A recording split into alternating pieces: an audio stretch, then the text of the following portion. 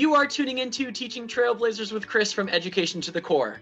In this episode, we will be chatting with Enrique Bravo about relationships through team building. Enrique is a 7th grade math teacher and a football coach from Arizona, and he is an expert at building positive relationships with his students. If this is your first time hearing about Education to the Core, you landed in the right spot. At ETTC, we want to make sure you not only have the best resources created by master teachers, but we want to be there every step of the way, guiding you in your classrooms so you can not only be there for your students, but you can have a better work-life balance. Make sure to subscribe to the ETTC YouTube channel, like this video, and visit educationtothecore.com for tons of teaching tips, resources, and freebies, which are updated daily. Below this video, you will find the links for all that ETTC has to offer, as well as any links we may be discussing during this vlog. Hello, Teaching Trailblazers. Welcome back. This is Teaching Trailblazers with Chris from ETTC, and I am lucky enough to be sitting here with Enrique Bravo from Arizona, and we are going to be talking about building positive relationships through team building. So I'm very excited. Hello, Enrique. How you doing? I'm great. How you doing? I'm doing well. Thank you so much for taking the time to sit down with us and Education to the Core. Oh, it's my pleasure. I'm a big fan of Education to the Core. Oh, that's so good to hear. I know I'm so excited to kind of jump into the conversation because you're really doing a lot of really cool and unique things that I think a lot of teachers and just people in education will really appreciate and kind of take some things away to try to implement in their own classrooms. So thank you. Oh, thank you. Thank you for having me. So Enrique, of course, I'm dying to jump into the conversation, but first I would love to learn a little bit more about you as a teacher, as well as I'm sure our viewers would like to know as well. So kind of just a little description about yourself, kind of how you ended up in teaching. Well, I come from a really small town in Arizona, a small mining town. I actually grew up on the street of my entire street growing up was where the street where all the teachers lived. It was funny. So I was always surrounded by teachers. My mom worked at the school as a custodian, as a cafeteria worker. So I was always involved in the education process, but I never really thought I would be a teacher. I never really even considered it until I got older. I was going through college trying to figure out what I wanted to do. I ended up coaching my nephew's Pop Warner football team, and that was in the midst of me trying to figure out where I wanted to lead my college career, where I wanted to go. And I found myself looking forward to work. I found myself not being able to wait till practice every day. Like I couldn't wait to get there and work with the kids. I ended up realizing that if I look so much forward to working with kids every day, then maybe this is something I should be doing. And so I started the classes to be a teacher, and spending those hours you have to spend in the classroom trying to figure out whether that's the career you want to go to. I really realized like I love working with kids. I really love working with kids, and it was set with me that this is what I need to do. I want to be a teacher. So, and partly football is what opened my eyes to being a teacher, working with kids. Oh, that's awesome, and that's really unique that you had that opportunity with so many teachers nearby. I mean, I'm sure that's pros and cons. I mean, I'm sure it's one of those where you couldn't, as soon as you got if you got in trouble during school, I mean, I'm sure everybody knew about it. Your mom knew about it before you even walked out the door of what you did that day. Yeah, I couldn't make a false move. It was like my mom would come and tell me, she wouldn't give me let me have your side of the story thing, like, oh, your teacher told me what you did. Yeah, so it didn't take long for me to just not mess up in the classroom because I knew there was no winning in that area. Exactly. You probably weren't even walking out the classroom door yet, and she already knew. Yep. So you kind of said football brought you in as well. And I do also know that you're a current coach as well as a teacher. Right. I coach, I'm the head coach of my junior high at Circle Cross in Santan Valley, Arizona. I'm the head junior high coach, and I also am an assistant coach at the JV and varsity level at our feeder school, Poston Butte High School. There I focus on the high school. I focus on a position, lineman at the JV and tight ends at the varsity. It's pretty much gives me football year round. It's pretty awesome to be staying involved with the kids outside, even outside the classroom, which is an amazing way to make the relationships with them and stay in touch with them, especially the kids that I've had in junior high and then through high school, through all their high school years.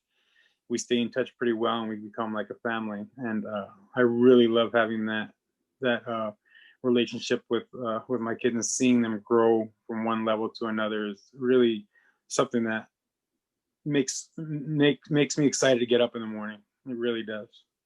That's really cool. And then do you kind of, because I know you kind of said there, you have the opportunity to kind of follow up with them. Do you have like one focus area or grade level that you teach, or do you kind of run the gamut grade level wise? No, I teach seventh grade general math. I have taught eighth grade math as well. I have actually, my first 4 years teaching, I taught fifth grade math in all subjects actually. Then I moved up with one of my classes. With one certain class, I moved up fifth grade. The next year I moved to sixth grade with them. And then the next year I moved to seventh grade, which with them is where I stayed. And that particular class, we were like a tight knit family. We were with each other for 3 years. So I did treat them like my kids. Like we to this day, we are very, very close. And I follow them. I constantly communicate with them. I absolutely am excited about and the level that they've reached. They were testing the highest in the state by the time that every year that we're with them, because every year we would just cover so much because I knew what they learned the year before, and I could move them on. And because of the knowledge I had of them so deep, I knew how to challenge them correctly. And I feel like the kids and myself grew so much in those 3 years. And I can't wait to see the level of success that they reach. Hopefully it's beyond anything that I could ever imagine. That's so great to hear. You've just been dropping so many like wonderful little nuggets along the way of exactly a little teaser of what we're going to really be getting into further down the line. But before we jump into kind of relationships and, team building, I always love talking about kind of self-care. And I think that's really, really important, especially during these times in this school year for a lot of teachers. And that's kind of like my go-to question every single conversation that I have with educators when I'm lucky enough to sit down with them is, what do you do for your own self-care? For my activities that you like to do? My family and I recently got married, and we've been married for about 8 months. My wife and I and my stepson, we love to go to the movies. We love to travel in any opportune time we have. We love to travel, and right now it's kind of limited. We're big Disney. We are big Disney freaks. We are diehard Disney. Like right now, it's killing us because we can't go to Disneyland on our breaks. It's our absolute favorite place in the world, and we were supposed to go there for our honeymoon, but literally everything got shut down the Monday after our wedding, and we were not able to go to Disney World for our honeymoon. That was where we were supposed to go, and we had to cancel our flights and everything like that. But the stuff like that is hard. It's challenging.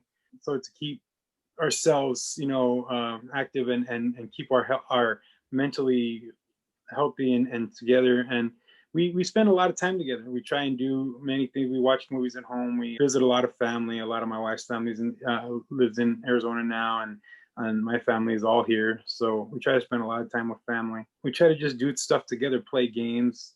My wife and I love doing puzzles and stuff like that. And, I have my football time as well. So, when NFL football season's over, it's rough because I'm missing football. We do things together to try and just spend as much time together as possible. At least if we're home together, the upside of it is that we get to spend more time together, and we get to do for each other. I love cooking.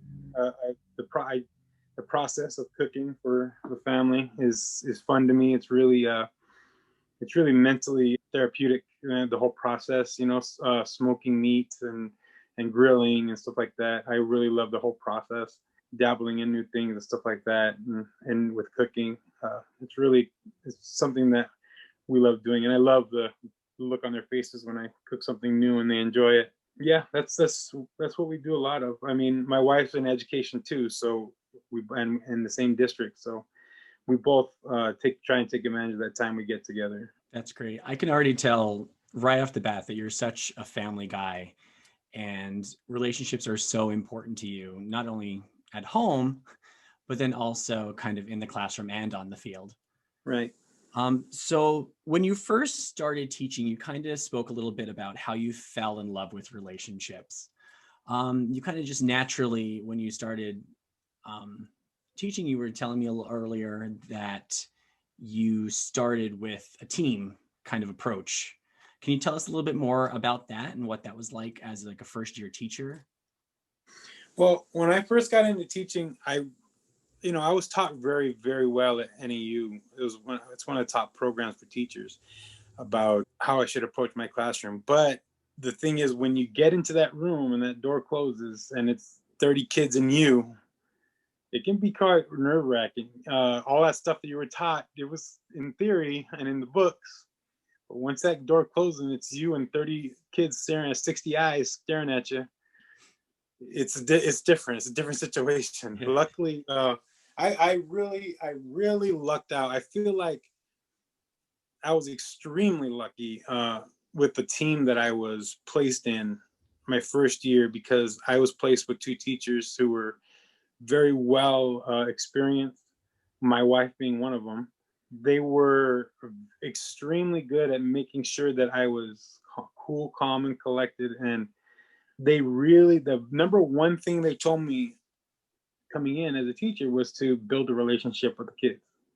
That was the top advice that they could give me, number one bit of advice. And I was like, when they told me this, I was like, okay, that's my number one strength, is building relationship with the kids because of coaching and everything. So I was like, okay, I can do that. And they advised me, like, if you build a relationship with the kids, they will do anything for you. And no matter what you teach them, they are going to learn it because they believe in you, they've bought into you, and they trust you. And sure enough, that's what I spent the majority of time just making sure that kids knew that I was there for them. They knew that they could trust me and they could rely on me. I would actually listen to them, and listen to what they had to say. They knew they could come to me. I would do anything for them. The thing was that was going on with my whole team. My first few years, actually, we were still the same team. So we had amazing success together. And I feel like, I actually don't know that I would be the level of teacher that I became if it wasn't for the team that I was placed in. My principal that year that put me in the team really did me a solid, putting me with those two teachers, Miss Stanfeld, Miss Greenland at the time. She's Miss Bravo now. Those two really, they really motivated me, and that's why I didn't fall into that. I feel like that's why I didn't fall into that 3 years and you question whether or not this is the area. They taught me how to approach it the right way, and just absolutely love being in the classroom. I was very, very lucky in that.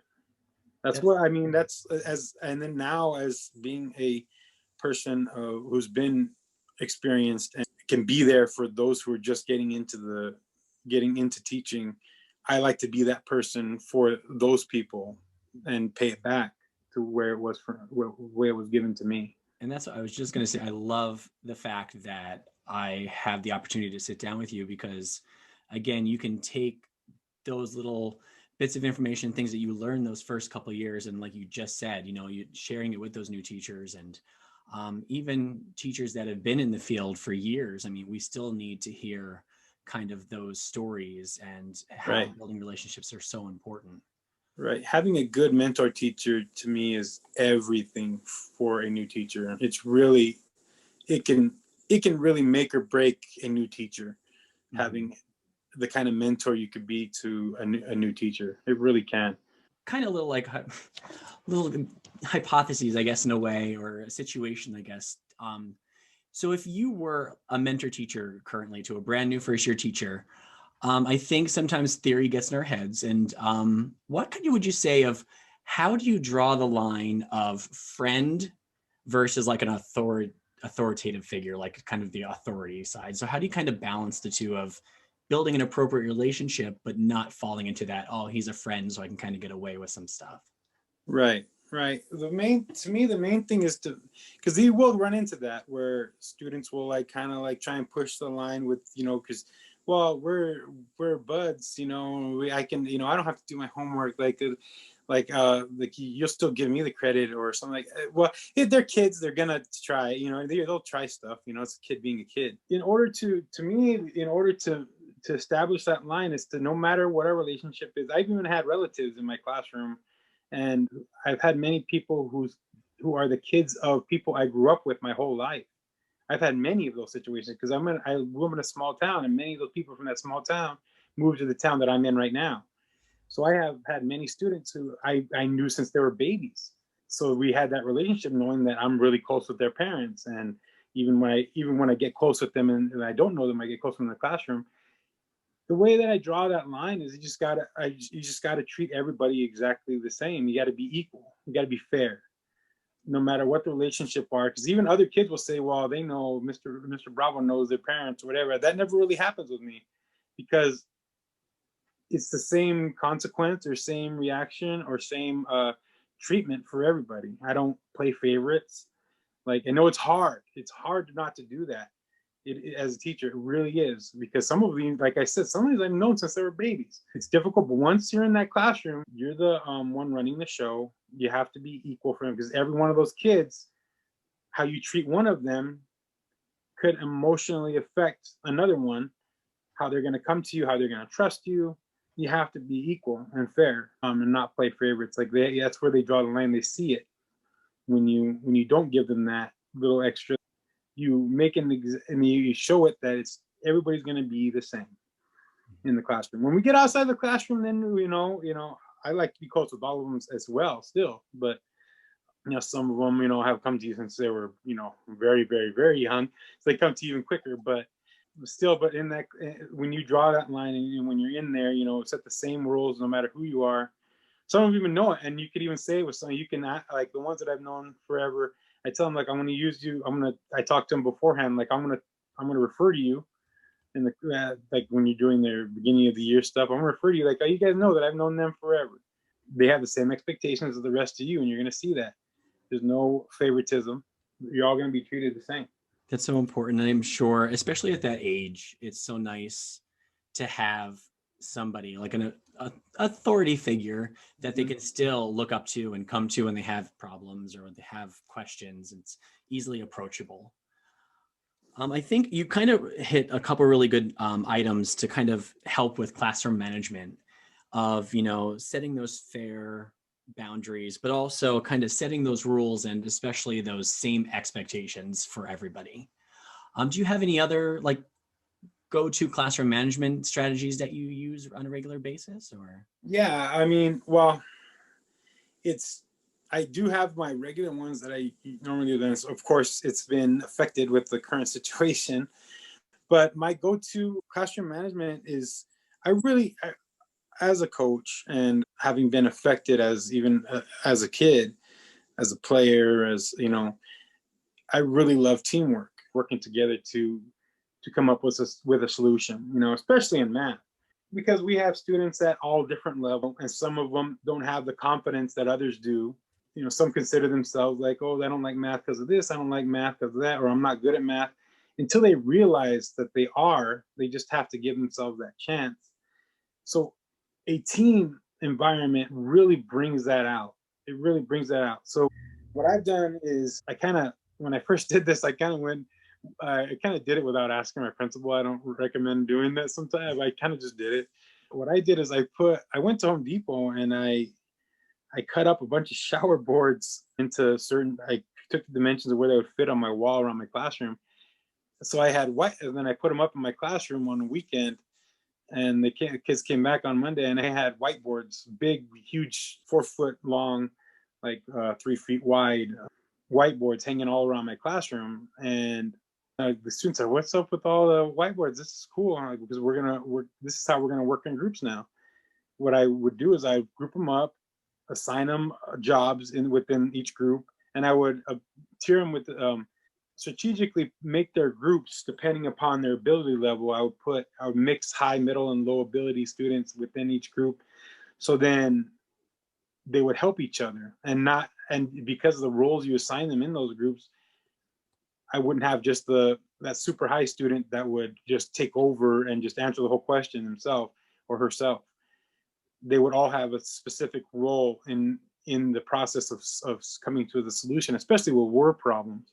They would all work together in different roles. So one would be the writer, one would be the illustrator, one would be the one to identify the givens, the information given to you in the problem, the goals of the problem, and they would all work together to come up with a solution. Within that, while they were all around the classroom, up on their feet, walking around on whiteboards with their markers, loving it, we would see very minimal people off task. And even when you do, it'd be very easy to get them back on task. And all I would be doing is walking around the room, listening to conversations. And the conversations you would hear in this situation were amazing. Listening to the kids break down the problem. Well, this was because of this, but when we're in this situation because of this, hearing them talk was just an amazing thing to experience, to listen to. And in that, you would see those students that would struggle just shine like you've never seen before. And really, some of them would even challenge those high level students, like, no, it's because of this, so we should be this. And someone would prove them wrong. Like, it would be really, really cool to see them struggle and succeed throughout a problem. Because even with the struggle, it's a productive struggle, because they're not just sitting there messing around, or they're struggling. They're thinking through a problem, which is what they'll need to be able to do in life. They're struggling with it, but then they end up coming up with a solution, a productive struggle, which is awesome to see. And it's pretty much the best experience as a teacher that I've had as a math teacher, to see that. And with the COVID rules, I'm not allowed to have them grouped up and around the room. Right, my whiteboards are pretty blank right now, so I can't have them do that with the rules.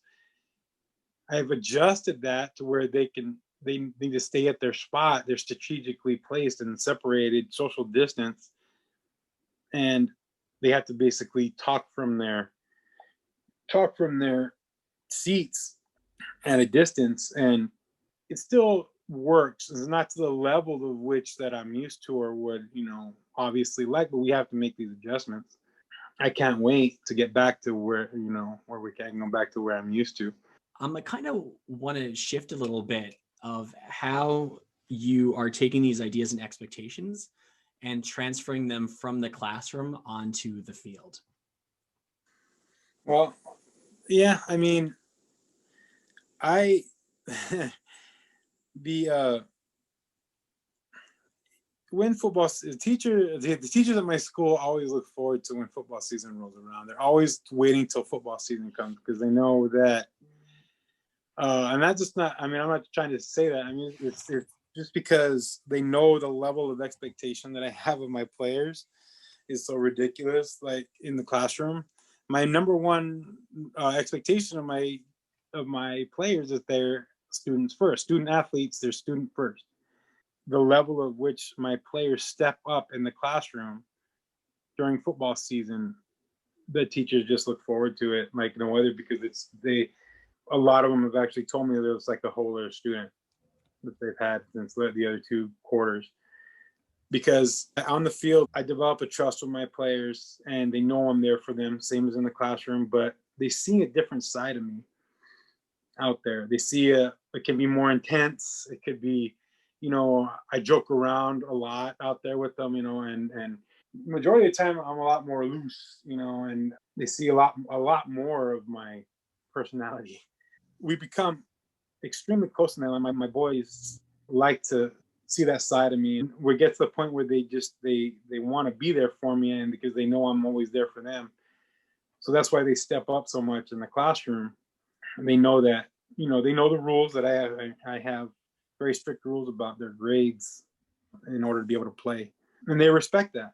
A lot of, if you don't have that relationship with them, they know that you're cool with them and you're there for them and all that, at the same time that you have an expectation of them. And they don't want to let you down.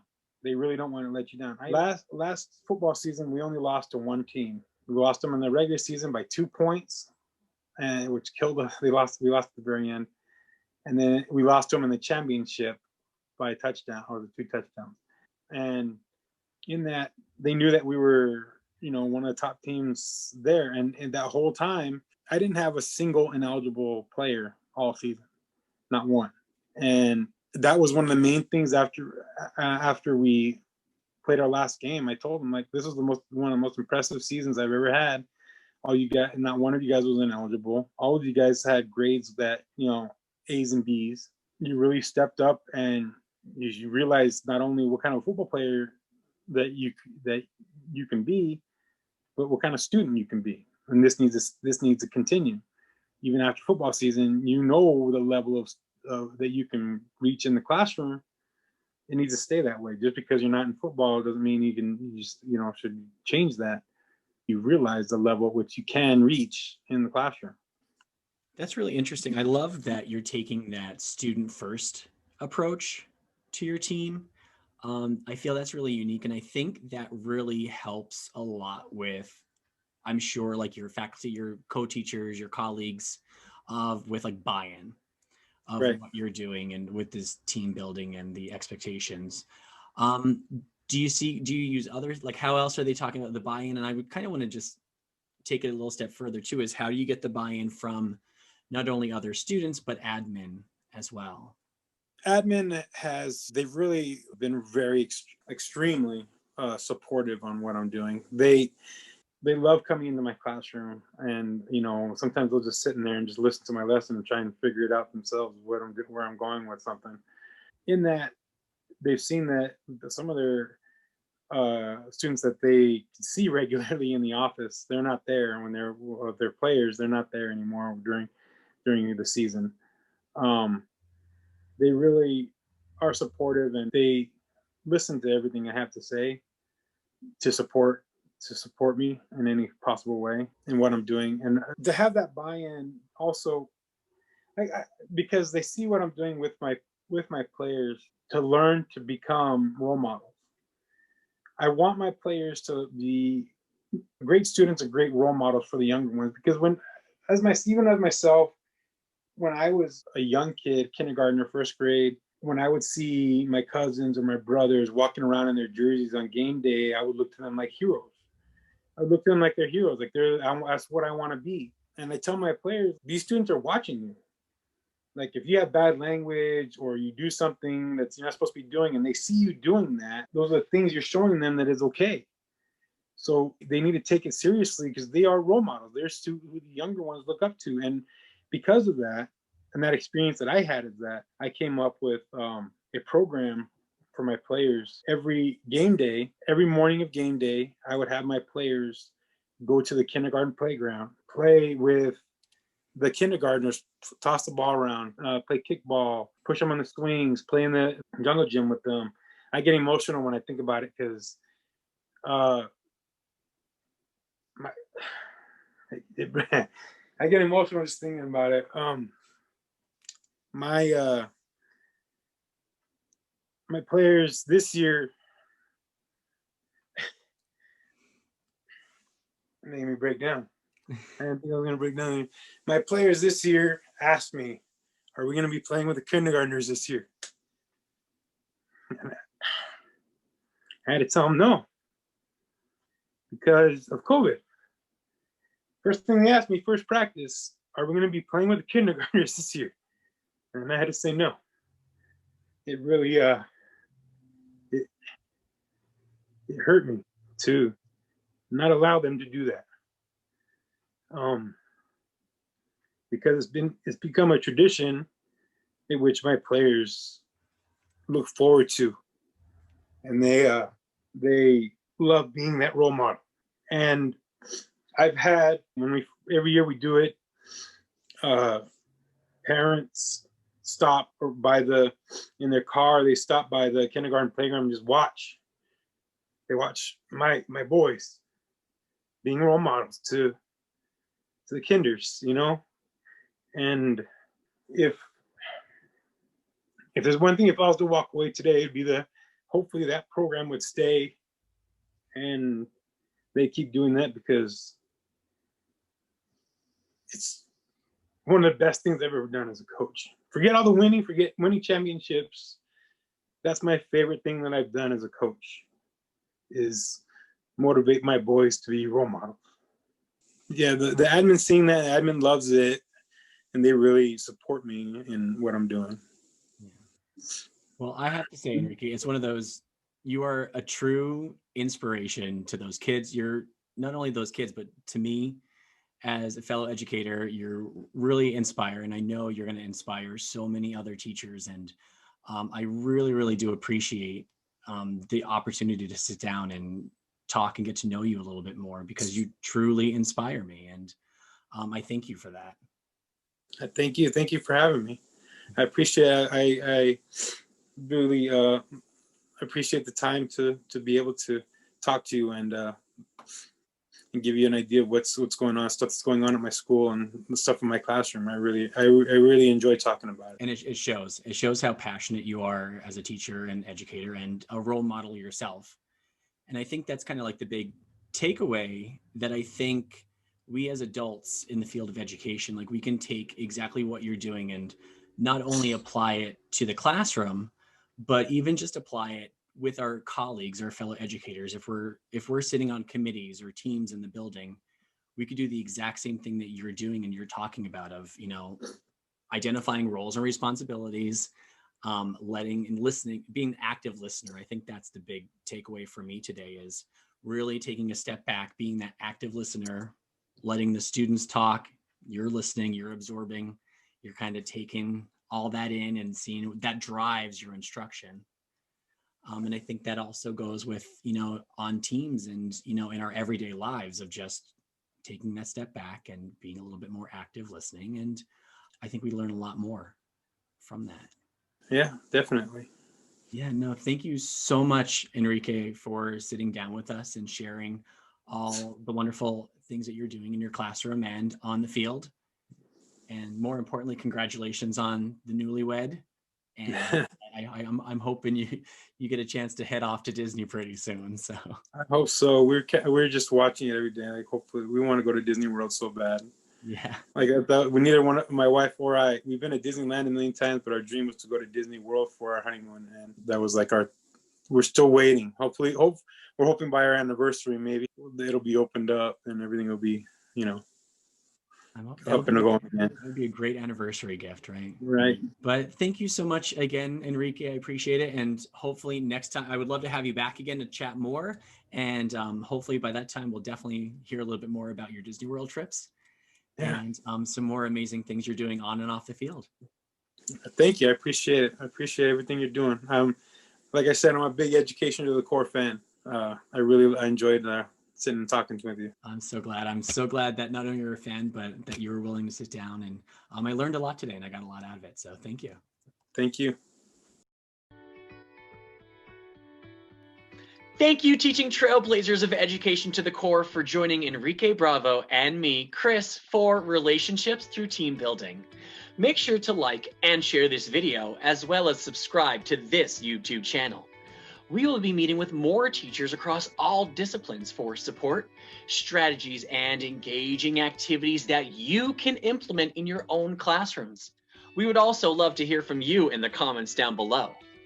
This channel and Education to the Core is all about helping you grow in your profession and to build this community together. Remember, be kind and be strong. I hope to see you again real soon. Thanks.